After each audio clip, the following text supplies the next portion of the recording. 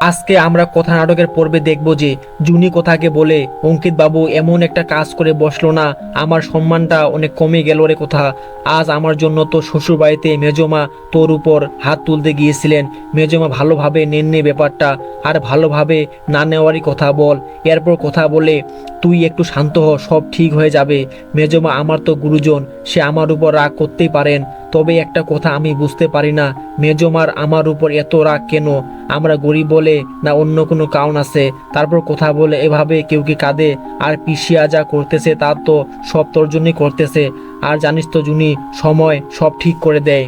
কান্নাকাটি করিস না, নিচে চল, সবাই তোর জন্য অপেক্ষা করতেছে। এ কথা বলে কথা ওখান থেকে চলে যায়। এরপর চিত্রাদি বলে, এই দুটো মেয়েকে আজকে আমাকে যেভাবে হোক শেষ করতেই হবে। তারপর সে বলে, তারা আজকে দুজনে একসাথে থাকবে তাই না? তারপর সে বলে, আজকেই হবে কথা আর জুনির শেষ রাত। কি ভেবেছিলে কথা তোমরা ফ্যান চালিয়ে দুজনে নিশ্চিন্তে ঘুমাবে? সেটা মনে হয় আজকে আর হবে না। আর তোমরা নিশ্চিন্তে ঘুমাবে, ফ্যান এসে পড়বে তোমাদের গায়ে। তারপর সারা জীবনের মতো তোমরা শেষ, সারা জীবনের মতো আমার পথের কাটা শেষ হয়ে যাবে। আমরা আগামী পর্বে দেখতে পাবো যে তারা যখন ফ্যান চালিয়ে ঘুমায় তখন এভি আসে আর ফ্যানটি পড়ে যেতে দেখে, তখন এভি তাদেরকে ডাক দেয়, তারা বেঁচে যায়।